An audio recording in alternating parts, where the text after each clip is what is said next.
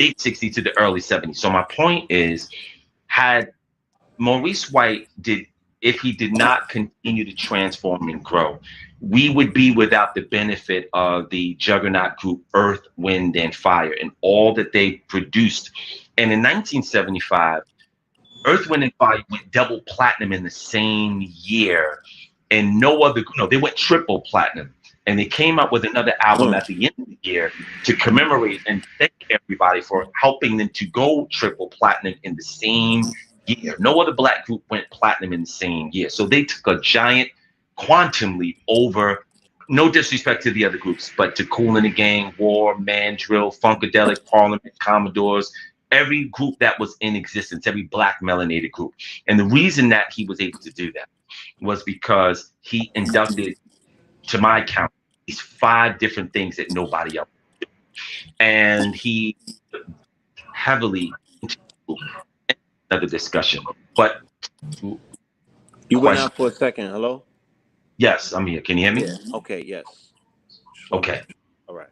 So, to answer your question. You said there was 5 things though. Are you gonna run through those, or we're gonna leave that as a cliffhanger?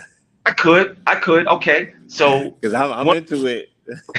Okay. So one of the things he did was he got rid of his former manager. No disrespect to Jim Brown, because Jim Brown was a juggernaut in his own right, but he had a lot of other things going on. So he hired Bob Cavallo and Jim Ruffalo as management. Then he got off of, number 2, he got off of his older label, Warner Brothers, onto a full service label of Columbia under the auspices of Clive Davis before the whole Diddy thing.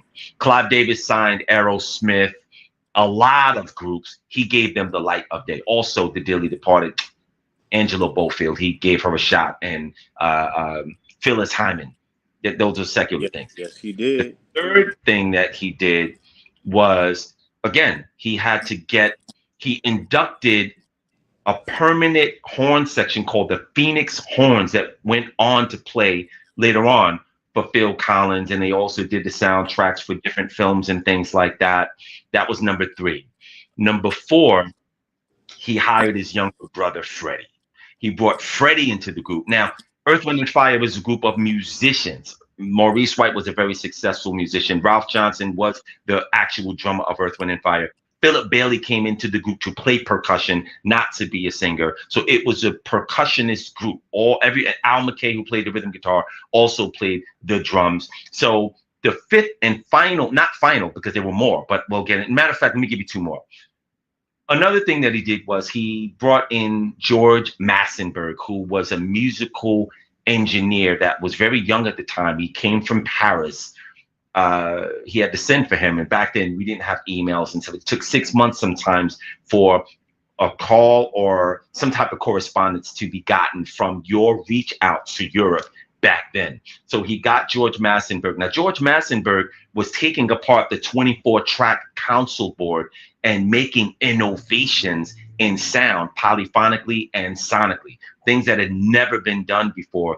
This guy, George Massenburg, was doing that with the Way of the World album. So when we listen to Shining Star, which was the one song that jettisoned them onto the pop charts, R&B chart, 3 different charts, and went number 1, kicked down the door to their success. Shining Star wasn't even 3 minutes long, but it had 5 different musical genres morph into this song. And that's what kicked down the door to Earth, Wind, and Fire. And the last thing that I'll talk about, which is the 6th thing, the 6th example, he went back to hire George Stepney, who was the one that gave Earth, Wind, and Fire their true DNA. George Stepney was the one that wrote out the musical arrangements of the horns, the orchestra, the woodwinds. He had music clashing with the arpeggios of going up and down the musical scales at the same time. If you want to hear a great example of it, there's a song called See the Light, which is the last song on that album. You will hear musical mastery and genius. And this was a black man at the age of 41 that was writing out these musical charts and was able to induct bebop, soul, jazz, world music, African music, salsa, and blues grass music, and synergize it and turn it into something that we've never heard before. That was the success of Earth, Wind, and Fire. So again, if Maurice White stopped unfolding, as you say, like an onion, and exploring the layers of his depth, and stop building and hearing and traveling and bringing back all of the things that he learned from traveling around the world, he would not have been able to synergize it and put it into Earth, Wind, and Fire. And I'm constantly studying their music, their successes, their failures. And somewhere on the planet, every 6 seconds, somebody is playing an Earth, Wind, and Fire record. And it's an amazing testament of the precipice of what you were saying about constantly Right. evolving. As a person who has a backdrop in the arts, do you see a correlation between composers and engineers? You know, and as a social scientist, right? As a social, what they had different terms that they call us these days. It was explained to me as a social scientist that in order to reverse the things that we find ourselves in, I think that I was speaking to our good brother Turtle Gang, and he was speaking about the need and the necessity. We were speaking to what's our good brother with the Shylock. There was shout out Harlem. What's our brother's name read again? I don't know. I'm forgetting my brother's name. But nonetheless, he was speaking about the Aka need, Atmos. Shaka Atmos, to make an Shout observation out to Shaka of the and Turtle. situation that we were Mhm. going through. Look at it through the eyes of engineers in order to reverse engineer it. Now, when you speak about music and compositions, and the fact that they have to pull together so many different units, right? That seemingly would seem to be unrelated, but they somehow manage to, work together, not necessarily clash, but synergistically work together. Do you see similarities, across your talent spectrum of working with artists that composers can get the job done? Well, there definitely is a synergy with composers and engineers, but the difference between back engineering and being the one who actually has engineered what is back engineered is that you can back engineer anything. So the difference between people who study the mathematics of what athletes do, ergo Stephen A. Smith, Stephen Curry might not be able to tell you why he knows why certain balls bounce on a certain floor in wood in a different fashion than if he were in a different state. He wouldn't be able to break down the trajectory of why he's able to get certain shots, and he just does it. I heard Phil Valentine say a long time ago, shout out to Phil, love you, Phil.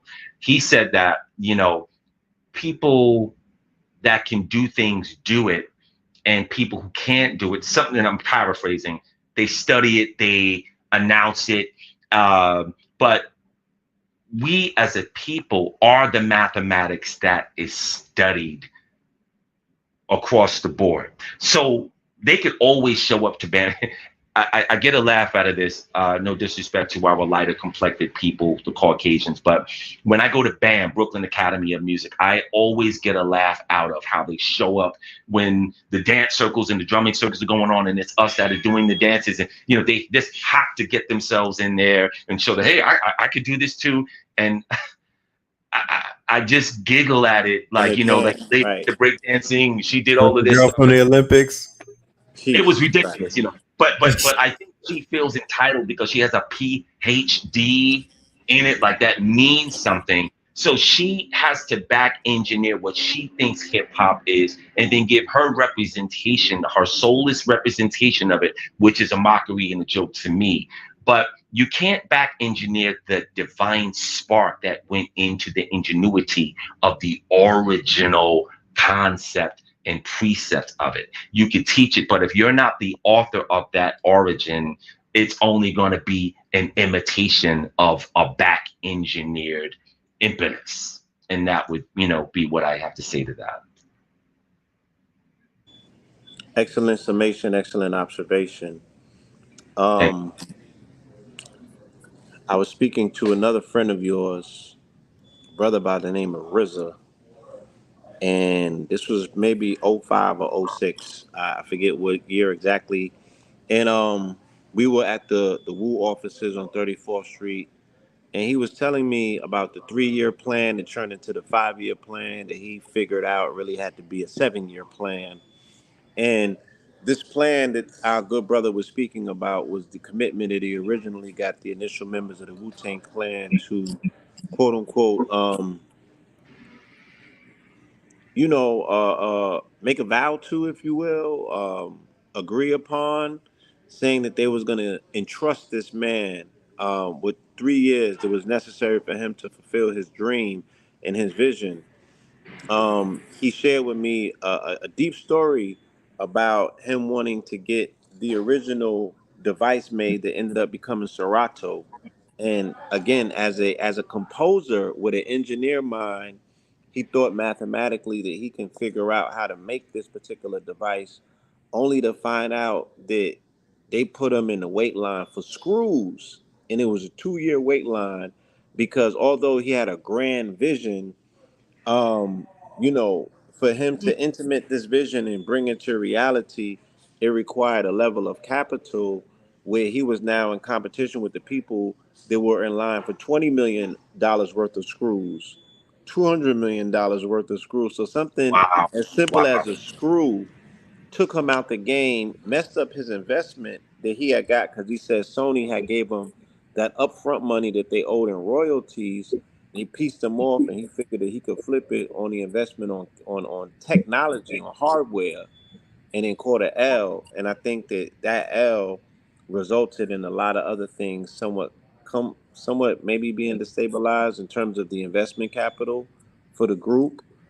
And salute to that brother. You know what I'm saying? For just being a visionary that he is and willing as a leader to attempt to make a way with intellectual capital for his team that in the long run they're all going to benefit from in perpetuity, Right.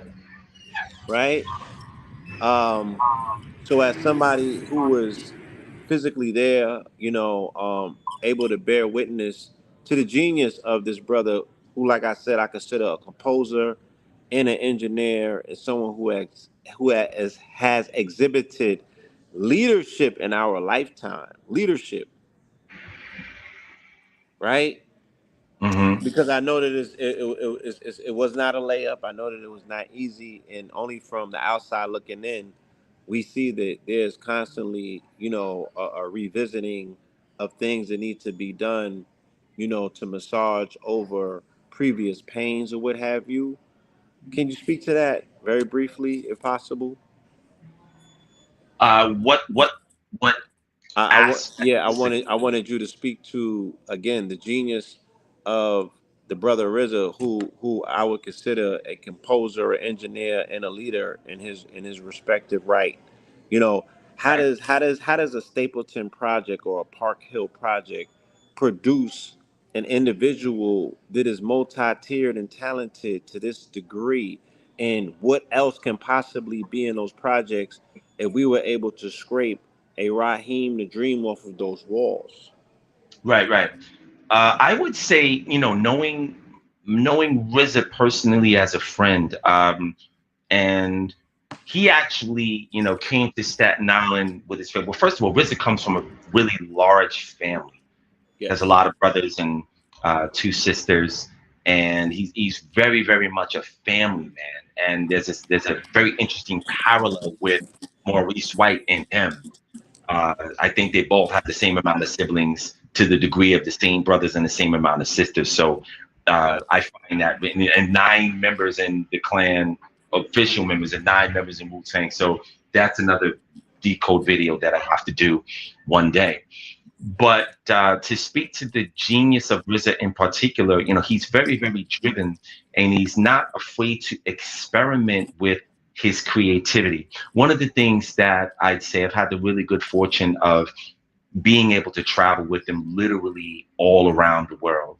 And, we've been from everywhere from Belgrade, Serbia to Dubai, all throughout Europe, all throughout South America. And the reaction to the audience and or with the audience is always the same, whether it's a 15,000 seat arena or a larger arena that may have 30,000 seats. We were in Chile not that long ago when we were on a South American tour, and I think Chile was the largest date that we had. They were in an arena, and one of the things I do after I come from sound check, I like to be there at sound check, listen to the acoustics, and look around the audience that's not there, just see what it's like. And I also have a lot of this film when on show night and it's jam packed. I be in front, and I also go to the furthest reaches of the audience, the nosebleed seats, and I just watch the people and how they're reacting to the music. And the people are reaching out. A lot of them are singing every word, but they may not understand English. But there was one night in particular where uh, every show is different. And I saw RZA doing like kind of like a Tai Chi one day where he had the entire audience of Chile doing like this wave. And I sat back and watched it like, wow, this is really powerful. And RZA was just like, he has eyes closed and he was doing this and just making these waves in the audience. And this lasted for about 3 minutes. Audience was in perfect synergy and harmony. And I told him at the end of the show, we go into the room, the war room after the end of the show, and everybody goes in and they talk about the highs and lows of, what they would like to adjust and high notes and to compare notes. But I told him that night, I said, man, and he didn't even remember because he was in another place consciously where he probably doesn't even remember all of the things that happened. And I'll say this for the entire Wu-Tang Clan, a lot of them do things that I've never seen them do before when they're on the stage, but they become something else when they're up there. And that is a service to the audience and they're exchanging energies. It's a give and take thing. It's really, really beautiful to see. But with RZA in particular, he brings a family dynamic to the group. He also brings in, and I also have to shout out Divine Mitchell Diggs, his older brother, who really is a lot of. He's behind a lot of the business. He's the one that makes a lot of things happen behind the scenes. So they bring about a family dynamic and a unified dynamic, which I really, really respect. We were at the Wu Mansion a few weeks ago to celebrate Riz's birthday, as a matter of fact. So we had, various family and friends there. And, I got a chance to meet some of his daughters that I didn't even know that he had because Riza has a lot of children.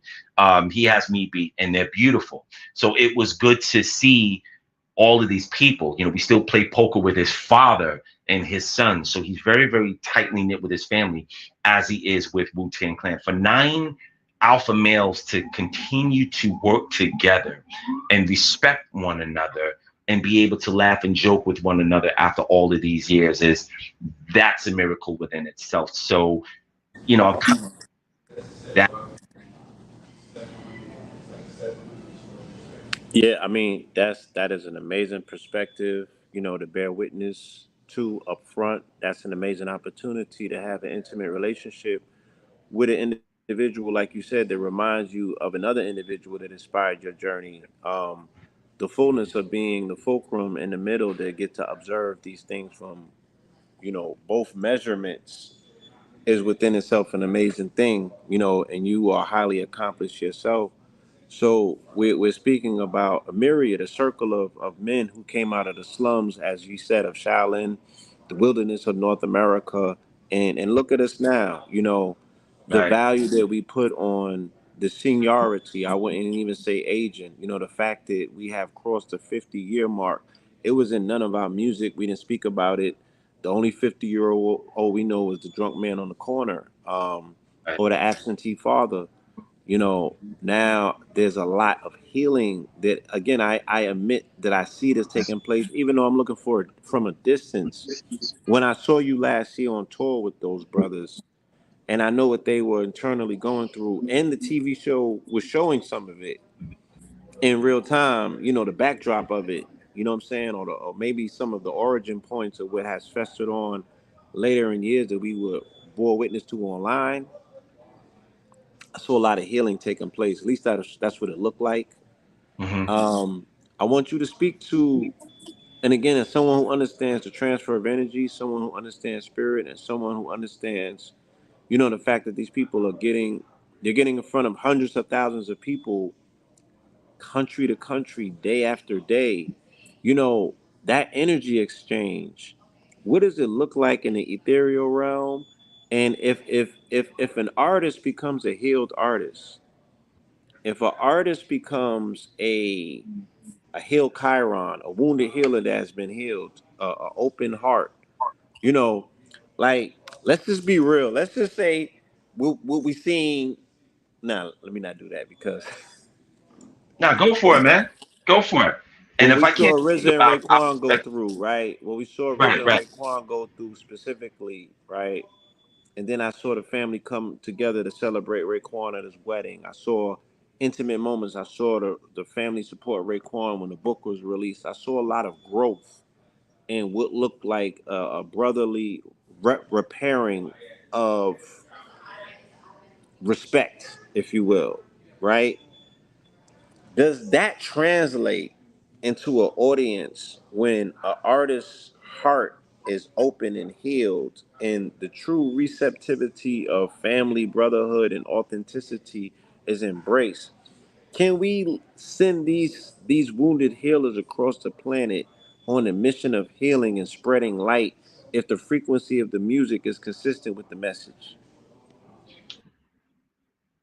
I would say that it is possible for everything that the artist engenders in terms of morality and character, it does go out into their prospective audience and into the fields of how people will perceive them. Case in point, I think what's happening now in 2024, going into 2025, there's a preface on character, and people are now starting to be less distracted by the presentation of the celebrity and more appreciative of the character that went into making the celebrity. So when you go back to Raekwon the chef, shout out to Ray.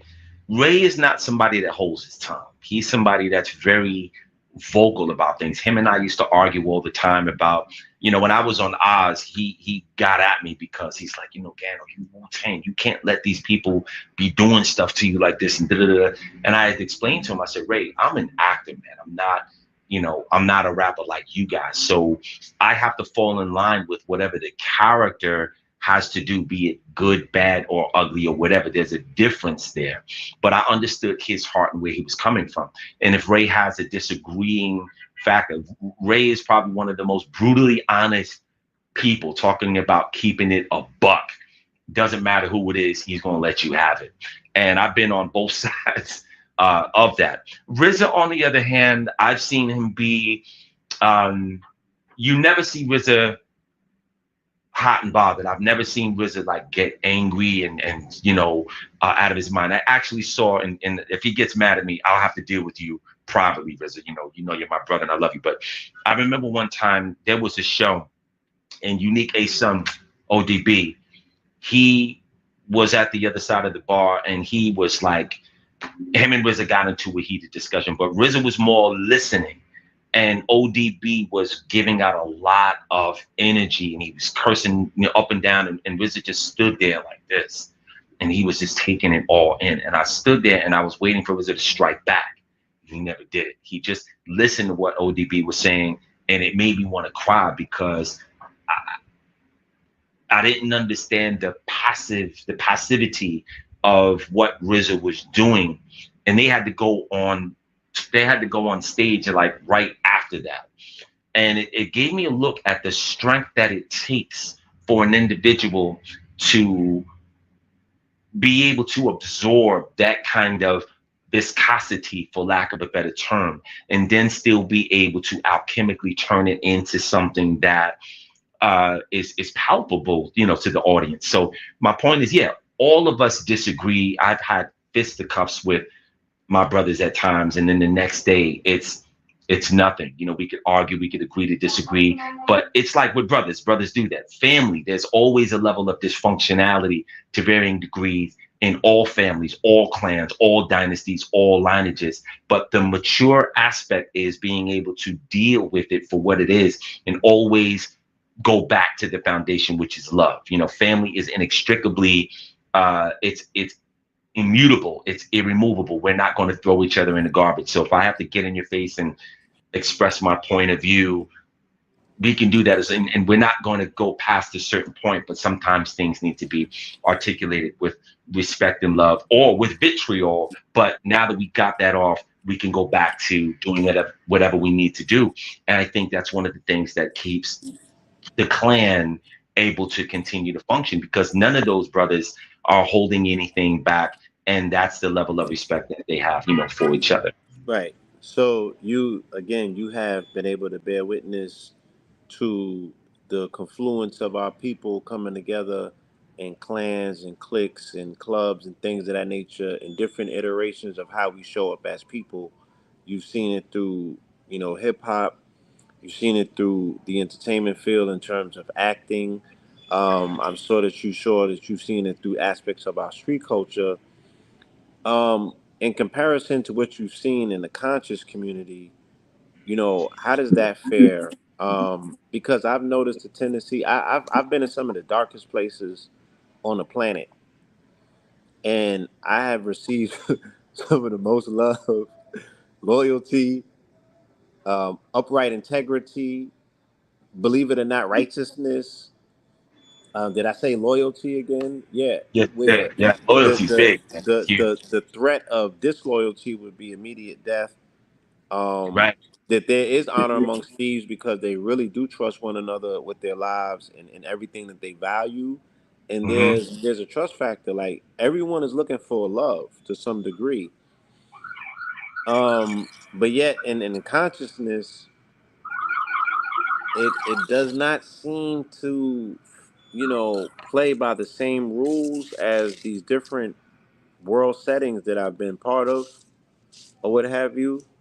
The ones that they look down on the most in society have been the ones that were the most upright, Hmm. whereas the ones who promote themselves as the most upright and upstanding have been the ones that are most crooked, and inept of love, incapable of love, unwilling to love, all of these things. So, have you had similar observations, and do you have any insight and discourse, our good brother? That was very abstract and vague. So I can answer the question, but I'm going to need you to commit to being quite didactic and literal with what Okay. exactly. I'm gonna need you to keep it a whole buck. I like that didactic and literal because I can become aloof sometimes and speak in abstract terms because I'm in the pool of emotions and I'm like, ugh, let me get up out of here. But let me Right. be a little bit more direct.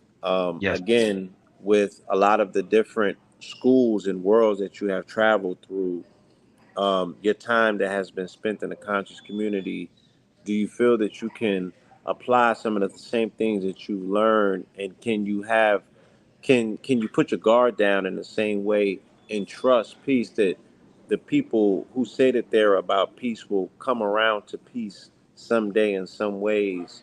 What I'm really wanting to know is, do you have any suggestions about how the conscious community can self-realize the peace, love, and light that it has built itself upon? I feel like, and I like to speak experientially. There are people, Absolutely. everyone is at a different degree in their own character. I look at character as a ladder. Some people are on the lower rungs of development in their character. I could see that straight away. There are some people that I come across. I could always see, and I hope we don't get. I could always see an unaliver. I know killers when I see them. I know killers when I see them. There's a very specific resonance and color that comes with them, and I like to observe how they move and how they interface with things. There are people that have undergone a lot of heartache, betrayal, which is the opposite of loyalty, and it hardens them and it makes them become wired a certain way to where they can't trust anyone. They can't receive trust or give trust because they themselves have had trust uh, taken away from them. So it really does vary, and you have to be. I think it's important to have a firm foundation on your own, so that you can go into uh, your bag and be able to deal with all kinds of people that come from all kinds of experiences, because no one is the same. There are some people that mistakenly think that we're all one, we're all the same, and this is the furthest thing from the truth. So you have to be diversified enough in order to be able to discern who it is that you can give your more of yourself to, who warrants the best of what you have to offer, because you can't give that to just anybody. One of the reasons why I don't stream as much Blue Pill is because I feel like if people are not willing to come physically to where I am presenting the information, then you don't deserve to have it. If you're not willing to get on a train, plane, automobile and pay for it, because let's keep it a buck, I can give this stuff away. I did for a long time for free and nobody cared about it. People were like, oh, psychologically, people think that, or certain kinds of people think that if something doesn't have a certain price tag on it, that it's not worth anything. It took for me to charge an exorbitant amount of money for some of the best educational tools that I have. And I was challenged to do that by a white woman who went through my website and said, and this was before Sri Master. She's still a very close friend of mine. She said, Gano, you're afraid to make money. And I'm like, well, it's not about the money. I'm not doing this for the money. She said, yeah, but what you're doing costs money. Don't you go out of the country? Don't you have products? Don't you have a whole line? I'm like, yeah. So who's paying for that? I'm like, well, I said, you need to charge more for what you're doing. And I learned this on 444 Atlantic Avenue when we first started speaking there publicly, Blue Pro. Remember that? And there was another sister named Delia. Thank you for her. I was charging $30 for a workshop back then. You remember that? And she said, you need to charge more for that because you're giving way too much. You should Yeah, I charge do at remember least. that. Remember that? I We were remember, giving like yeah. vegan lunches and all Remember of your that, right? heart being in it and wanting to keep those doors open. I remember the flagship. I remember all of the love, that was initially poured into it. And I remember as well, like I always felt, for some reason, I would go to 444 and I would think East West. And I'd be like, right across the bridge in the village, they selling this Ain't that something? You know, for thousands of dollars. thousands. You know what I mean? So it's like, Thousands of dollars right across the bridge. yeah. My partner Liz, I tell she's a painter, and I sold paintings very, very expensive. I just want my stuff. I'm like, why don't you charge more for your paintings? And he said, well, I just want my stuff to get out there. And I'm like, it'll get out there, but if you don't put some value on yourself and the time that you put into this artistry, why should anybody else feel that this is a valuable thing? You know what I mean? And energy does translate, it does Yes. correspond, it does attach itself. Not that you have to gouge or anything, but everything is reciprocity. So, I've learned that I learned to place a higher value on what it is that I offer to people because I know it works. And I see the evidence of how people use it on how well they're doing, how they're challenged, and things like that. So, to answer your question, beloved, it's very important to realize, and within the conscious community, I've met some people, everybody doesn't talk the talk, walk the walk. That's everywhere you go. The human stain is pervasive and it pervades wherever you go on the planet. But the barometer and the buoy of how you navigate within the ocean of that symbiosis is to become the most organized, the best discerning vessel that you can be, so that you can literally deal with it as it happens. One of the reasons why I continue to go on tour with Wu-Tang Clan is because I'm still learning. I'm still learning how to travel internationally. I'm still learning how to connect with the audience and the people that can be boots on the ground. I learn a lot of even watching how the clan interacts with each other, because what I've learned from my brothers is, we've all known each other for 40 plus years. But what's funny about them is you can never color outside the lines. And what that means is like Ghostface in particular. Um, he's not someone like Ghost is very regimented. He's not somebody that you could approach sideways. He's not somebody that you could joke with. A lot of them are like that. And as long as we know each other, you have to deal with them in a certain kind of way.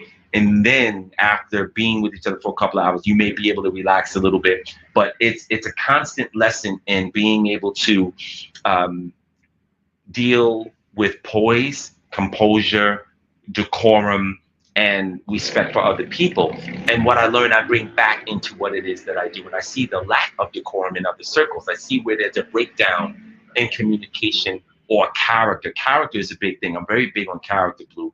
And when I see that there's a lack in character, or I see where people fail, or people don't keep their word, or people don't put specificity on being on time or timely. If we say we're going to start at 2 o'clock and we're not there, and you don't do anything to make up for that, all of these things go back into your inability to manifest or speak things into existence. So when people, like, I use words of power always. When I'm going to sleep, there are 5 words of power that I say out loud. Uh, sometimes I just say it in my head, but it happens, and it allows me to open up the doorways in the on the astral planes, the hyper dimensions, in the duat, and sometimes the divine worlds, and look at what is going on there. If I cursed and used profanity, I would not be able to utilize words of power because it takes the power out of the pristinity and the octane of jettisoning your consciousness onto these domains. If I said something that I didn't mean, or I beguiled people, or if I was dishonest in any way, I would not have the power to do some of the things that I've illustrated to my community and to my people to build trust. If I did anything to tarnish the trust and the respect or the belief, I would not be able to be a divine avatar of other gods who have entrusted me with disseminating certain information in a responsible fashion. I used to get on Brother Panic, we would talk sometimes, and I would say, you're putting out a lot of stuff, and some of the things that you're teaching about and you're putting it out there publicly, there is, there's a repercussion because you can't teach calculus, base theory, thermodynamics to a kindergarten mind. And if someone takes some of what you have, and I'm paraphrasing now, and they split the atom to the left and creates nuclear fission instead of nuclear fusion, nuclear fission, splitting the atom to the left, which is the wrong way, is what perishes and destroys worlds, or planets, excuse me, because worlds aren't destroyed, planets are. There are a lot of planets that were in existence in this particular galaxy, and everybody gets to the point of what you call the atomic age. And the atomic age is where you start experimenting with the atom. And you could only split the atom one of two ways. So if you split the atom the wrong way, there goes your whole reality. So back to your point, it's important to continue to comport and walk a specific path. But the further you get on that path, the more is going to be called for you to be in uniform and in tandem with what is required with the depth of how far you are on the path. You can't do things willy-nilly, and things have to have a certain set of decorum. This is why the third, fourth, fifth, and sixth dimension is separated by a barrier, because you don't belong in the seventh dimension.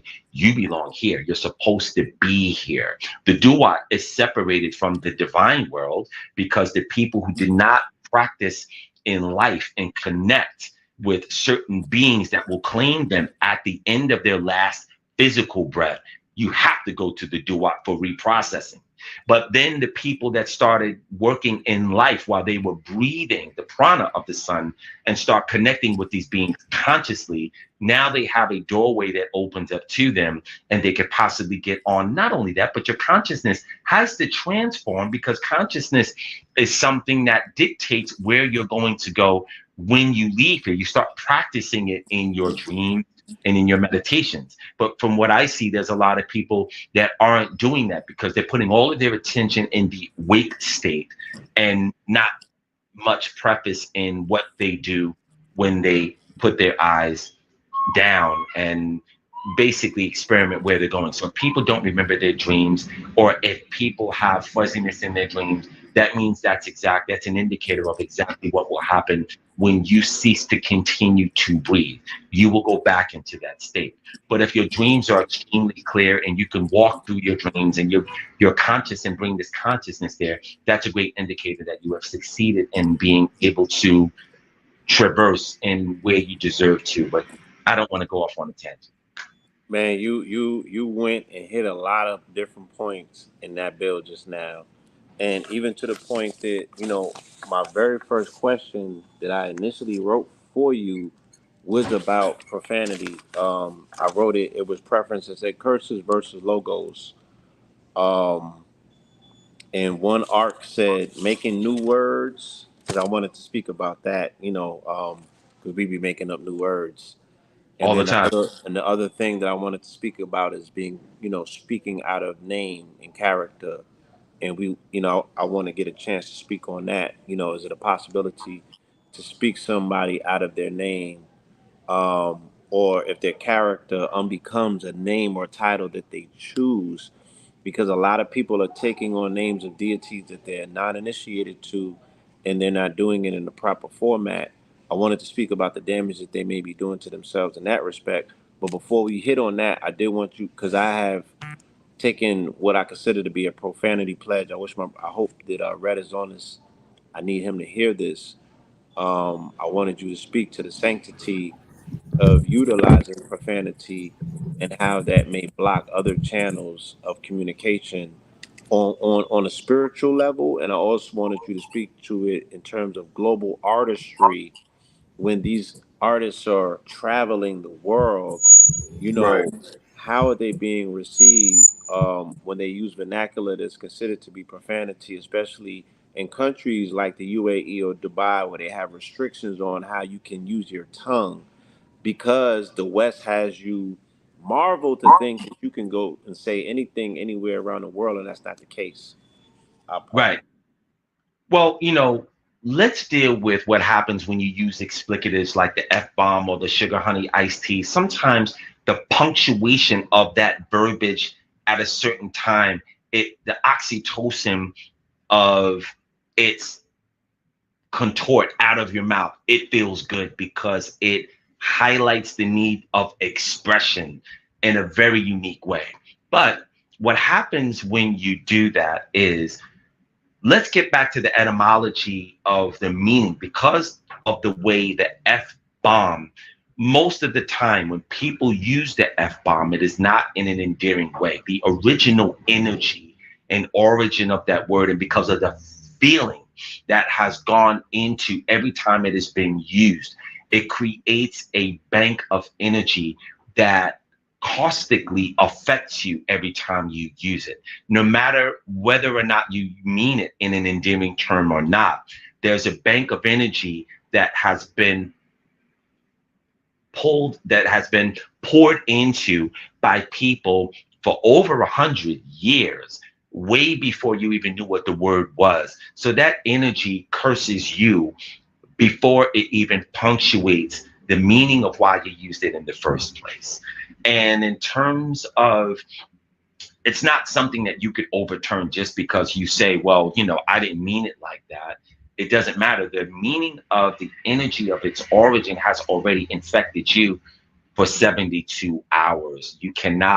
You will not be able to use a hekau or a divine utterance or a particular mantra or word of power or sequence of power or divine commanded power, because if you do try to use that, that energy will distort, and now you're basically punching a clock of negative karma of everything that was created by that distortion.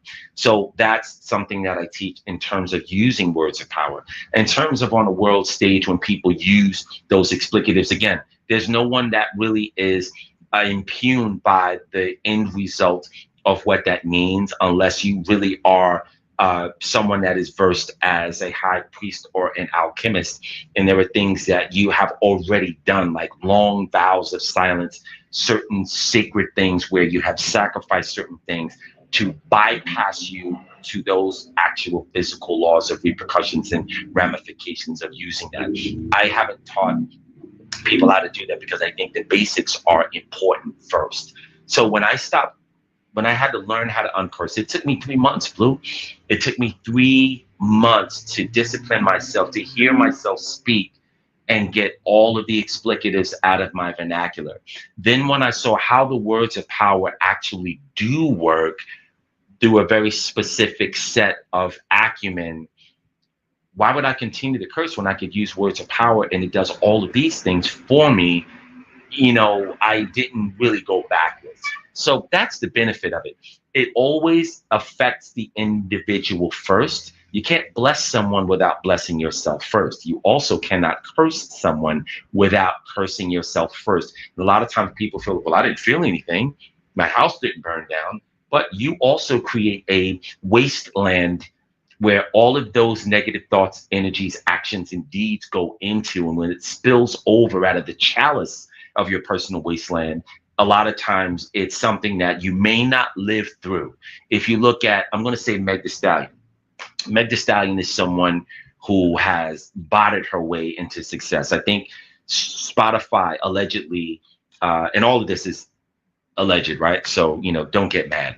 But 30 million streams. You got caught trying to trick people into thinking that you were something that you weren't. Do you not think that that has a repercussion? When people fudge their numbers and want people to think that they have 10 million followings, but then when you go on their post and you see that there's only 5 likes, but you have a million followers, oh, you fudged your numbers. You wanted people to think that you had a larger following than what you had. Now, for people who are somewhat erudite and intermediate, they're looking at you now. They're looking at your character. Well, why would you do that? Why do you want people to think that you're something that you're not? These are the things that come into bear when collectively people may not tell you, but they have their silent thoughts. When you look at J Lo allegedly and the things that she is alleged to have done in terms of indiscriminately taking people's lyrics and pontificating it as her own. Now everything she does is met with a backlash because you spent $20 million on a movie where you wanted people to buy into the greatest love story about you and Ben Affleck. And meanwhile, you guys got divorced. So you're trying to cram something down our throats. People already didn't buy into it, but that's a masterclass on its own. And all of this stuff goes back into who is the character of the being that I am following? Why would I follow them if their character is flawed? The basic mechanics of who they are, how they keep or not keep their word, how they do certain things, that very much goes into how people feel about you and how they deal with you and how your environment and how your beings also decide not to deal with you because they see you have not built your character to a point where they can entrust you with their power. I mean, that's powerful, and you would hit upon that again, coming from an acting background, and what we saw last year was pretty much a meltdown of the iconoclast. People who held certain ideas and thoughts about certain beings and figures, icons, if you will. When you buy into a character that is being articulated on screen or even in a public persona as an avatar, as an artist, right? Because I mean, we don't speak about the fact that artistic license gives an artist a right to embellish.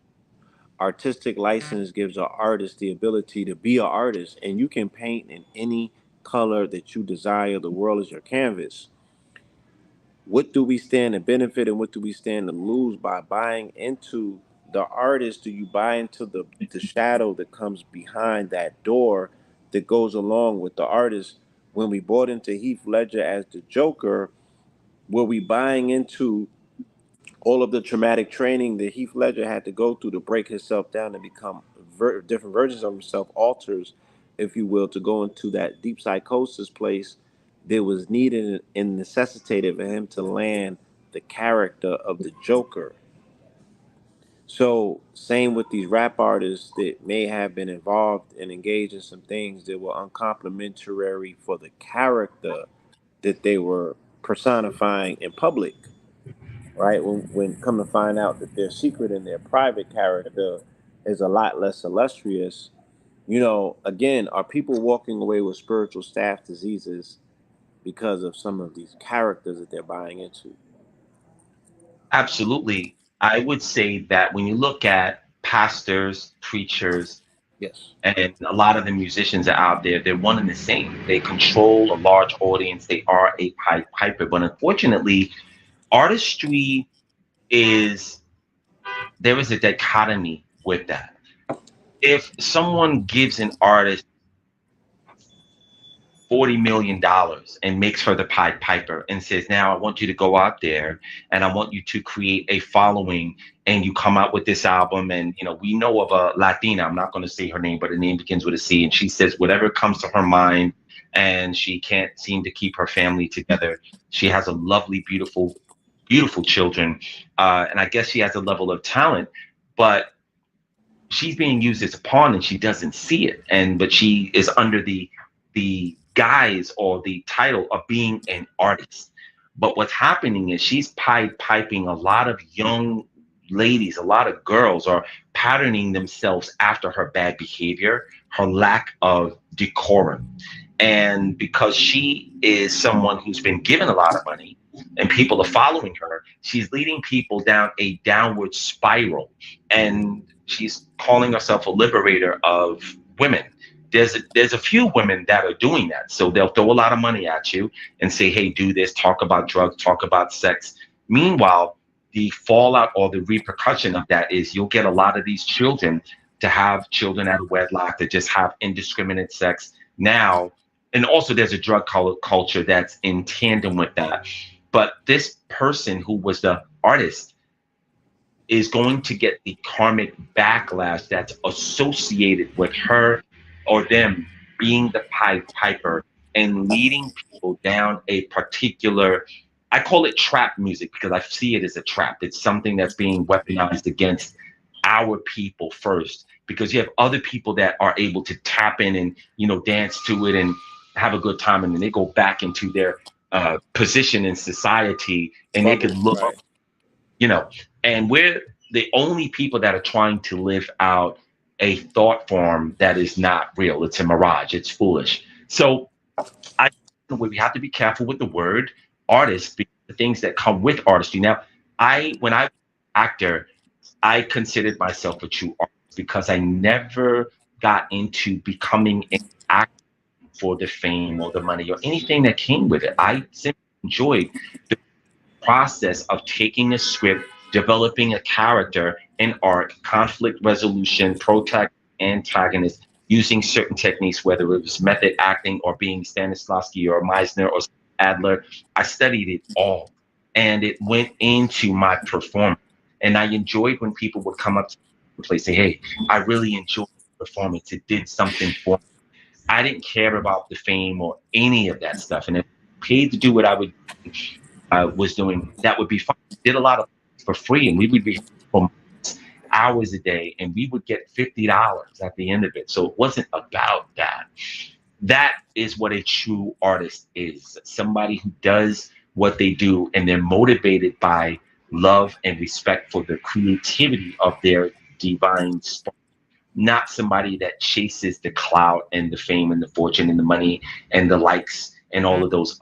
That is the wrong from which to utilize your creative spark. So I'm not sure your question, but I ask people that come to me for advice, why are you doing this? Why do you want to be an artist? Why do you want to be an actor? Why do you want to be a waiter? Are you doing it for the money? If you're doing it for the money, I would disdain you against it, because what you're going to go through is not enough to fuel the difficulty that you're going to have realizing desire. I would tell anyone and everyone, find out what you love to do and do that. And if you love it enough, it will pay you back all of the time and then some that you poured into it. Which leads us to our next question. The reason why we're here, you know, life within itself.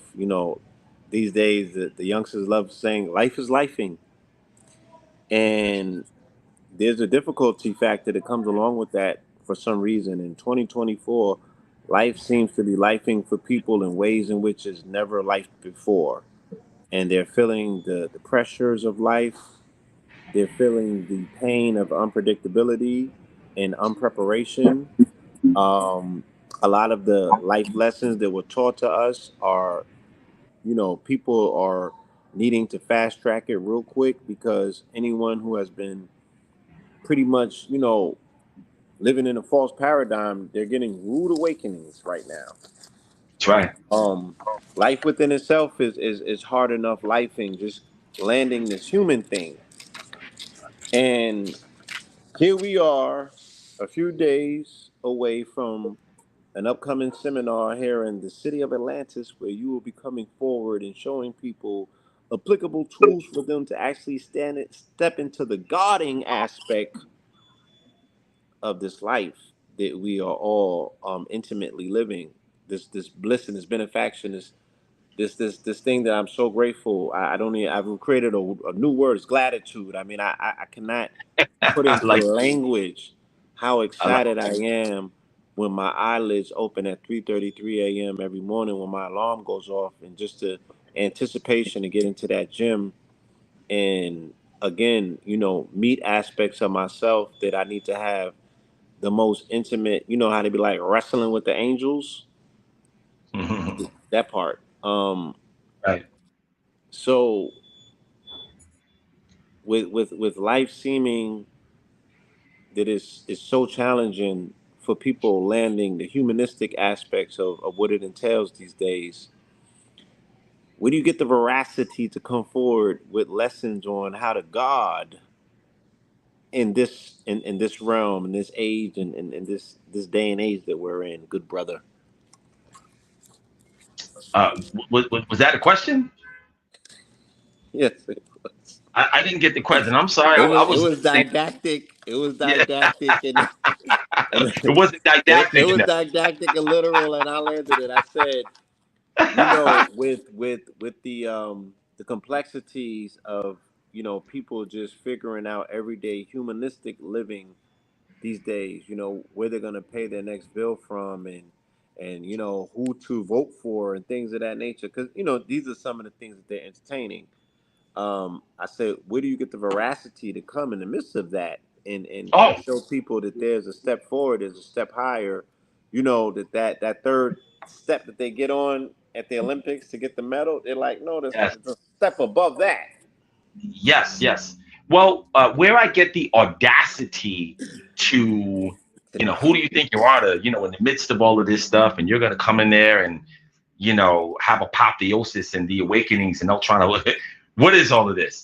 I am simply doing my job and what I was asked to do during this time. Where, I was on with King Simon, Carrie Ann, just last night, as a matter of fact, and you know, I was saying that right now we're in a fight, a major, a spiritual war called Ragnarok. These are the times of Ragnarok, and what's happening is the denizens of this planet, their soul is being fought for, and there is a desire to overtake the nine realms of Asgard with darkness.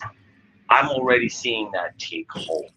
The reasons that we're having this seminar weekend is to get people an alternative cause and purpose, which is to shoot higher. Take yourself off of the trajectory of HDE, which is the Human Default Program, and Human default program. Okay. HDE.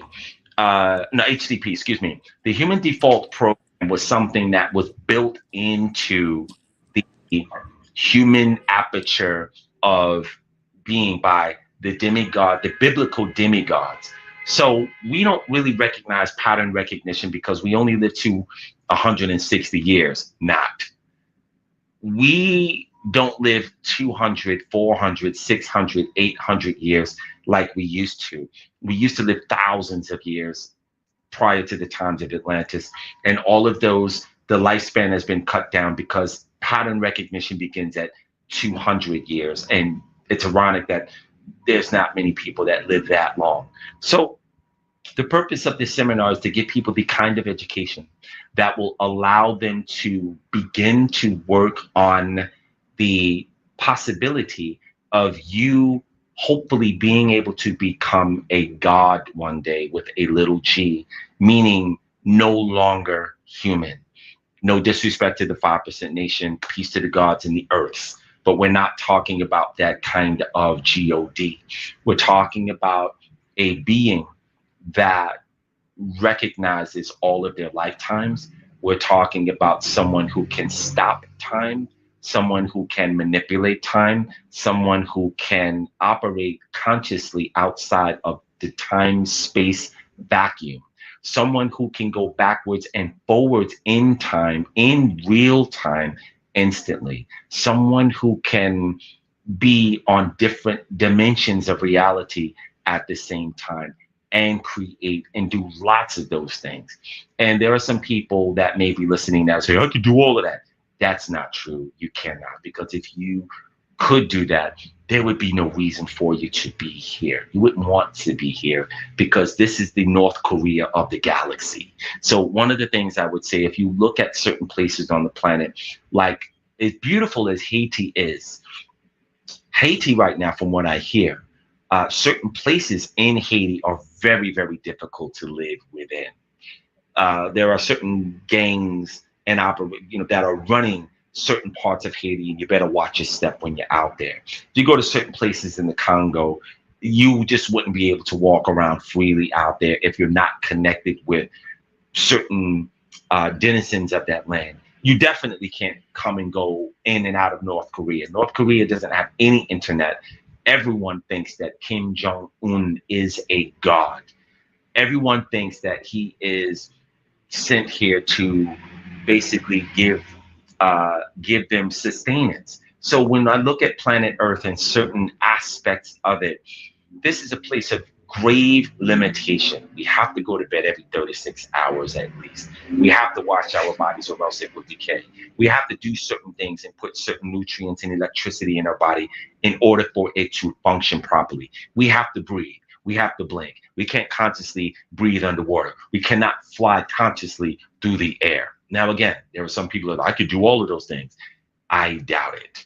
So I would just say that I am going to teach people how to possibly bring about the transformative process of you becoming a God through a very specific means of education. That is the seminar called Apotheosis, which will be happening Friday, August the 30th in Atlanta, Georgia. The next day on Saturday, I'm going to be presenting Ultrana Hata, which is a healing modality that is 100 times more powerful than Reiki. And lots of people are Reiki masters, but this is very, very different. And it's taken me the better part of 13 years to create the sequencing and the power that comes from the celestial points in the galaxy and the cosmos to be able to utilize and wield that energy. September the 1st, we will be doing a seminar called the Awakenings Seminar, and it means just that. There are a lot of people that need to be awakened out of the condition that they are currently in. And having this awakening will give you a brand new lease on life because I'm teaching people how to get everything they want in life. I am also giving people a chance to win $10,000. I'm going to be bringing this brick with me there. And this is $10,000 that was left from the last seminar that nobody won. And I asked 6 people in the audience, gave everybody a chance to win it. So I'm going to bring it back.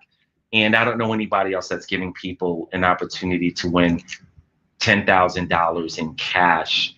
And if this seems gimmicky, sorry. But we have to do everything we can to bring people. And the questions are pretty simple. So the awakening seminar, I don't care if you're, again, a Kemetic priest or an Ifa priest, or if you're a holy roly Christian, or if you're a Hebrew Israelite, or if you are a Muslim and you're on the Sorota Mustaqim and the Deen Allah. I welcome everyone, because there is something of major value that you will walk away from the seminar weekend with, that you could use for the rest of your life. And I should be charging $100,000 for this seminar, but I am not. I'm making it very, very affordable to everyone. So that's what's going to be happening on this seminar weekend. And again, to be didactic, what gives me the veracity, as you say, or the audacity to do what it is that I asked to teach what I know by the spiritual world, because I was minding my business just being an actor, but I was asked, hey, we want you to teach humanity, those people who are in close proximity to you, some of the things that you've learned. And I'm like, well, how am I going to do that? And they said, don't worry, we'll back you up. And I have to say that the spiritual world has been nice in terms of supporting what it is that they've asked to do. And there's a lot of things I can't say, because we'll probably put somewhat of a target on what we're doing. But there's no one that has walked away from any of our seminars without a very full tank of octane, spiritual fuel, inspiration, and ready to hit life again. And that stays with you for 3 to 6 months. Yes, sir. I want you to direct them. How can they go about, buying tickets for the seminar? Right. This particular seminar, if you guys want to take a picture of this QR code, you can take a picture of this real quick. This will bring you to galacticus.com. This is the Yes. link where everything is. Put it more Uh, prominently in that box, please. Just yes. stick the Okay. piece right there. Hold that, just like Here that. we go. Thank you. Yes, yes, yes. Yes, So thank you got that. So galacticus.com, which is spelled GALIGHTICUS.com. And those people will be able to find the seminar weekend. I also would say Friday is apotheosis. That's where I'm teaching people how to become a god specifically. Ultrana Hada will be Saturday, and the Awakening seminar will be on Sunday, which is September the 1st. Some people may only be able to attend one day, but if you really are able to, you may want to come to Friday, Saturday, and Sunday. And I also would advocate for people in the bordering states of, excuse me, Tennessee and Alabama, which is about, it should be a day trip for you. Come on down and make you. sure Right. that you You sign up got for it. you got Florida, you got Alabama, you got the Carolinas, and you got South all Carolina, throughout right? Georgia, right? All of them are in touch points to, within the 3 or 4 or 5 hours. Tennessee. So you got Tennessee, you got the Carolinas, you got Florida, and yeah, Alabama. All of those family and Mississippi. Family still comes up from Mississippi to seminars. So we're putting an open calling out. Family, this is the opportunity of a lifetime that you've been waiting on. If you are tired of just plain human mundality, like, yeah, and you want to step out of that cloth and step into your light, this is an opportunity being presented to you in the city of Atlantis to tap into your phoenix self and get into your God body, right? Like the And brother I said, also, without being confused with any other way that you may have understood that term being explained or delivered to you prior. right.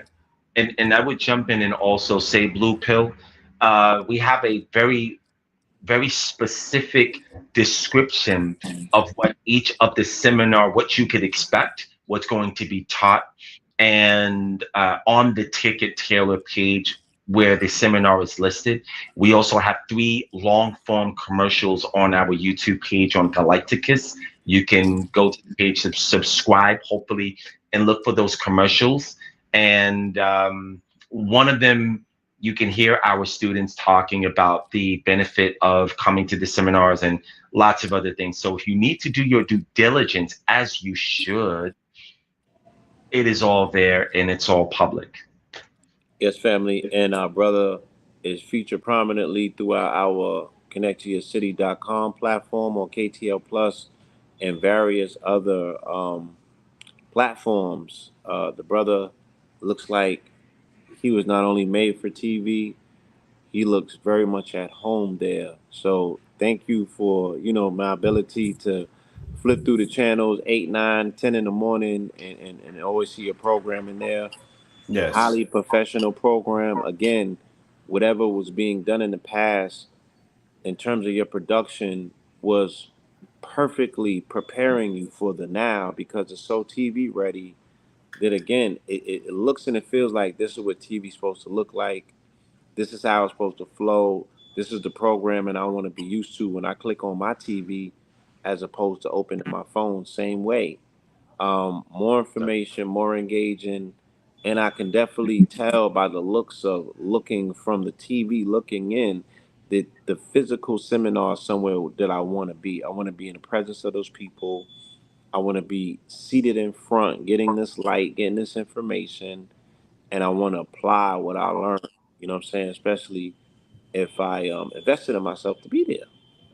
That's right. Right. So leading up to the 30th, we will air the commercial as a sponsor on Know the Ledger 444 leading up to it. And I also want to have an open invitation to bring you back to bring some of your students, certain other Sri masters, so we can have a panel and a conversation and a Q&A. My audience is very interested in learning more about what it is that you have to offer. That would be fantastic. I wanted to ask, do you have the ability to, and I don't know if time allows or if you guys have um, built that into this, but is there any ability to answer maybe one or two questions before we sign off, or is that not, can Yes, that sir. not, that just wanted to know. That is absolutely doable. We have Yes. the Okay. chat room. We have about 160 people live right now Oh, that's great. on YouTube, and we're also broadcasting simultaneously on the Gram, about 40 people over there. Hmm. So I'll be fair enough, and we'll take from both sides, from Right. Instagram a question, and then we'll also take from IG. Excellent. Yes. And real quick, if you could, if there's anybody in the Galacticus organization in the YouTube, if you could drop a link tree or a link leading to the website for more information, I'll highlight Yes. it. Thank you. Right. Great. Yeah, Thank so you. Chain of command, if anybody's listening, that would be great. Yes. Awesome. indeed. So let's get a question from the audience. Yes. We have one question that says, "Is acting dangerous for personality conflicts?" That is from Stan.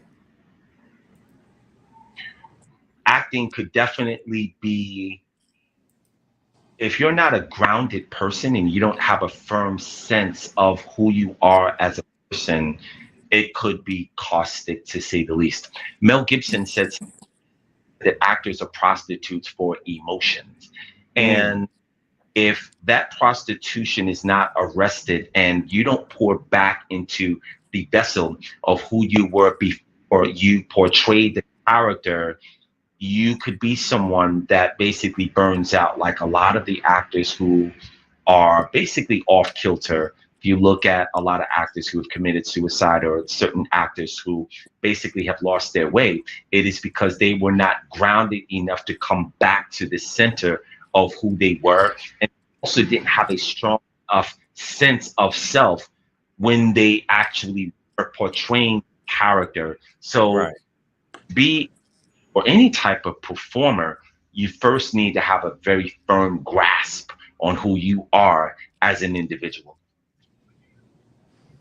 Excellent, excellent. I have one more question.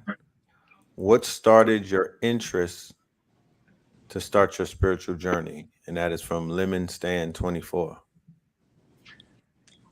What started, I think the earliest memories that I have is going to church and going to Bible school and Bible study and not having my questions answered about why is it that some white guy died on the cross for my sins, but this is an anarchistic society. Because if somebody died on the cross for our sins, that means that I could go out and I could rob, kill, cheat, steal, do all of these things, and I would have to go to hell, right? Isn't that what that means? And whatever church I went to, certain questions like that, I was always thinking how Christianity just never really made sense to me. And it basically led me to read outside of the Bible. And that's what started my spiritual journey. And each step led to the next higher step. And that started 40 years ago. Okay. Who or what is a Shree Master and how did you get the name? Sri Master, it started off with Lakshmi. Lakshmi is she is the divine mother of my physical form.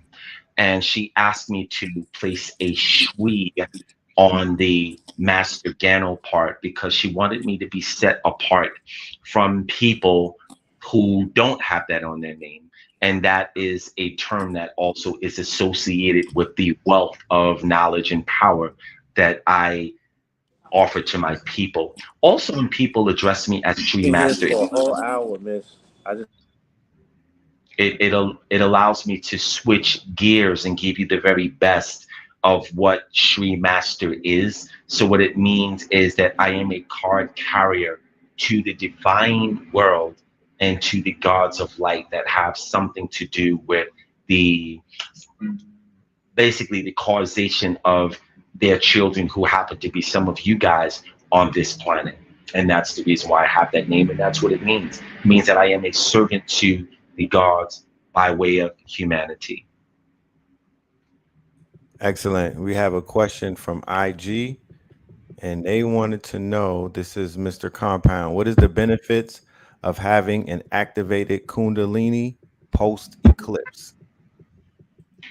Well, having an activated Kundalini period means that you are now in possession and control of the oldest spark of energy that is your divine birthright. A lot of people are they don't have any control over their kundalini, and as a result, their chakras end up spinning the wrong way and backwards, and it causes. And anybody who is in a how do I say this?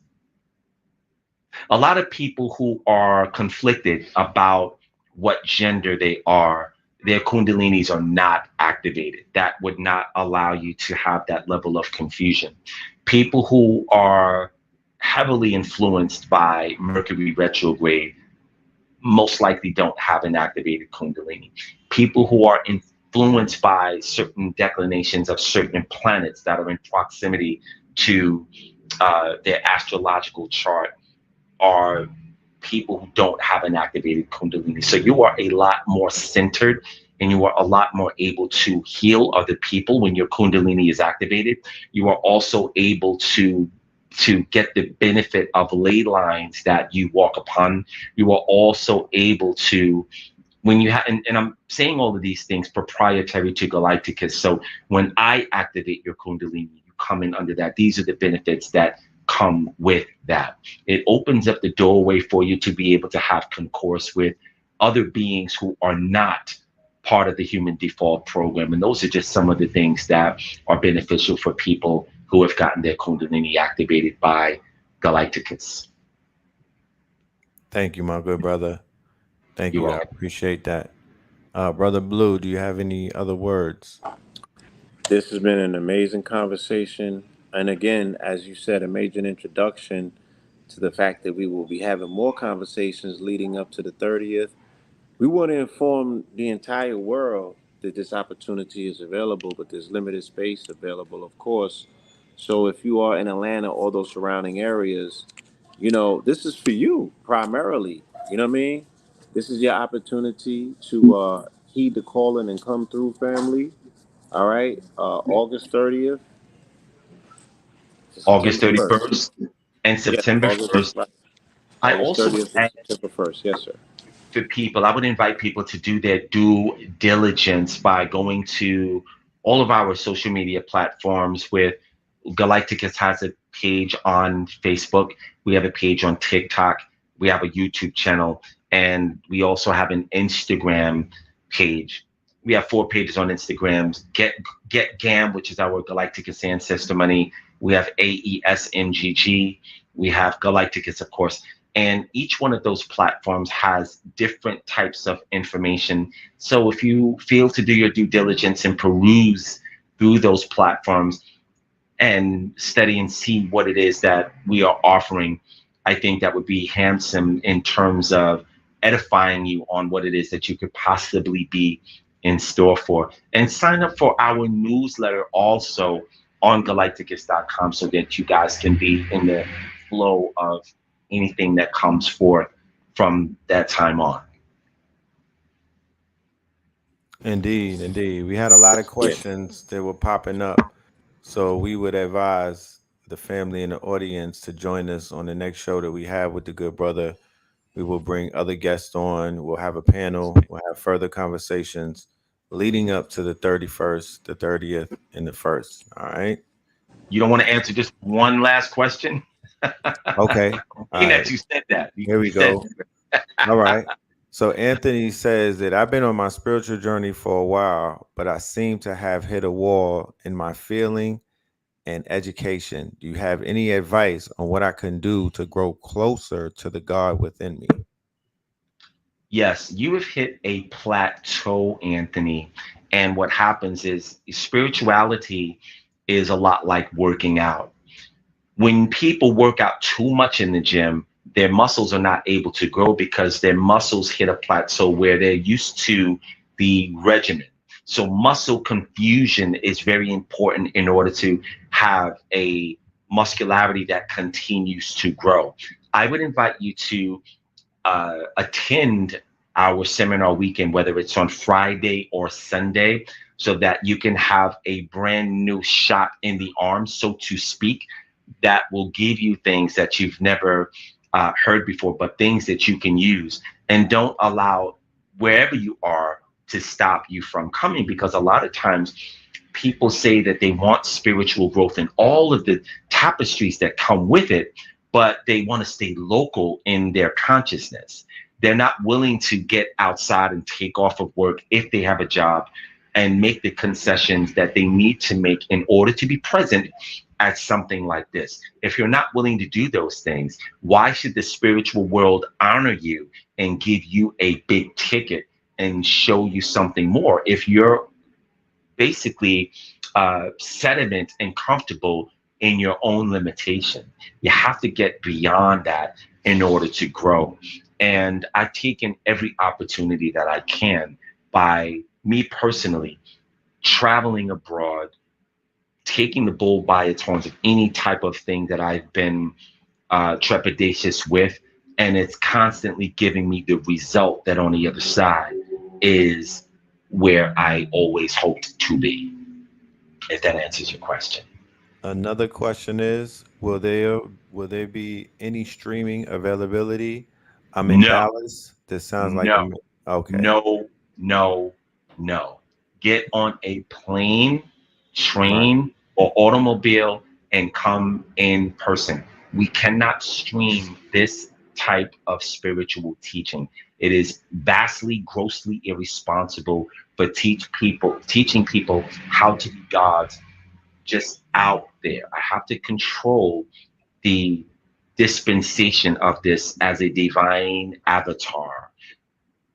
I'm going to give you guys another note. You need to break out of the streaming question. If that kind of thought is pervasive in your consciousness, where you want it to come to your living room or to your phone, you won't grow beyond that. You won't grow to a point of where you can be if that line of thinking is something that stops you from being present. And I can go on all day about that. I make Yeah. all of my students, initiates, and adepts, they have to do the same thing. I have to fly people in. I have to fly a whole television crew to come in sometimes and film what I'm doing because we have a library. But again, if you're not willing to go out of your way to get this information, why should you have it in the first place? And that's a rhetorical question. Right. No, I'm in concurrence with that analogy. Right, Just strong in where we had the meeting of the masters, it was being viewed through people's live stream, but right. they will never have the experience of the live experience of being able to physically, you know, give people hugs and pounds and break bread, and it's completely different when it's live, You're completely getting different. about 15% of what actually is going on. Nothing replaces the oscillation in the frequencies and the energies of the day. When you settle for streaming, I could understand if you're incapacitated and you just cannot move out of your house, or you are in the hospital, or you can't travel. But if you don't suffer from any of those deficits, you're starting your spiritual education off in a limited way. And again, you will not manifest much. And as Brother Red said, nothing replaces being there. You're getting very, very little of the benefit of being there. There are oscillations. We actually have higher beings that attend, and they're not visible, but they are there, and people can feel their energy. There are people that have seen me cut cords of people, and they could see the wings of the angels who ensouled the instruments that I use. There are people that feel this, they can't trace where it's coming from because the vibration is so fast. So I want you to make it part of your thinking that you will be willing to do anything and everything, legally, of course, and within good standing of your character and decorum, to get to the next stage of your evolution, like in the mystery schools. The mystery schools didn't come to where you were in your living room or in your adobe or your shack.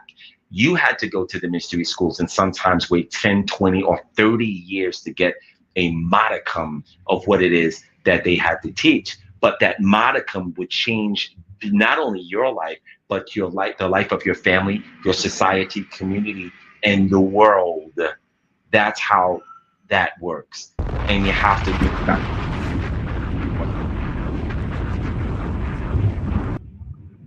Indeed. Yeah, we have to drop the bomb on that. But definitely, my good brother, I appreciate you. Thank you. Thank you for being on time. Yes. On This time and in time. Absolutely. in time, right? This ceremony that you're putting together is divinely on time. People Yes. that I've spoken to are definitely ready to take it to the next level.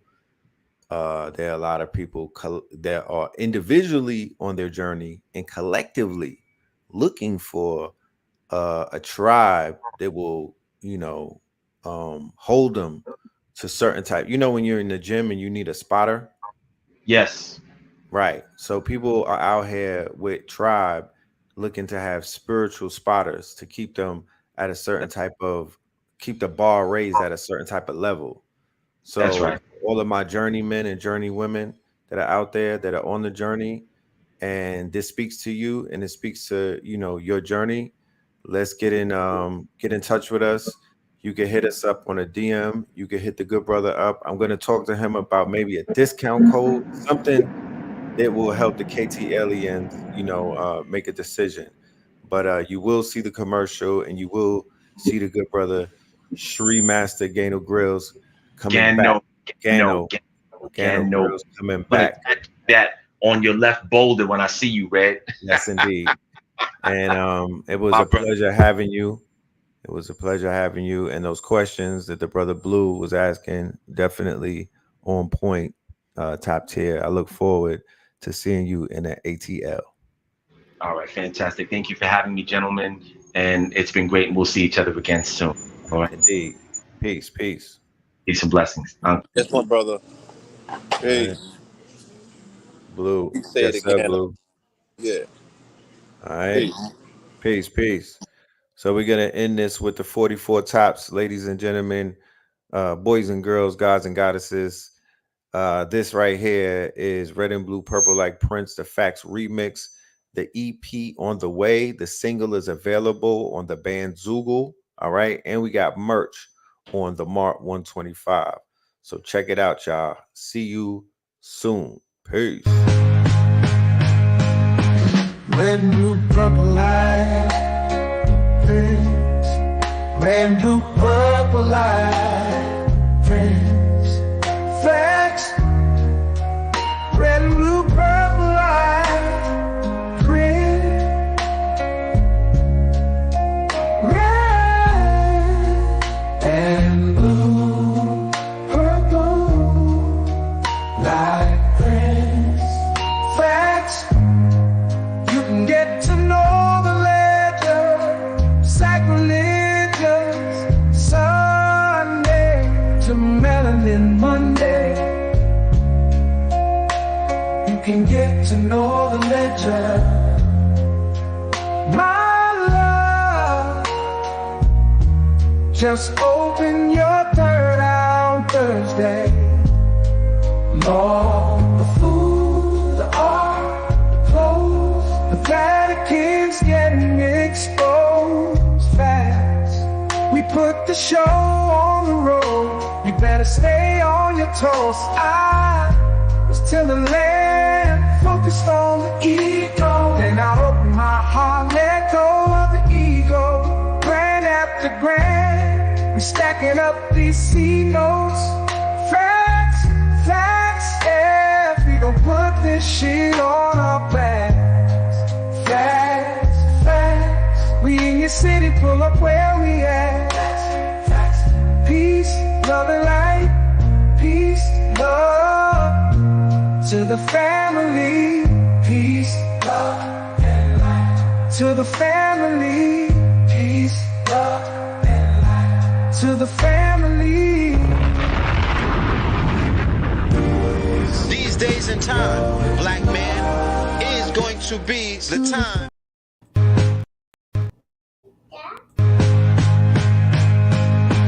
Red, blue, purple light, friends.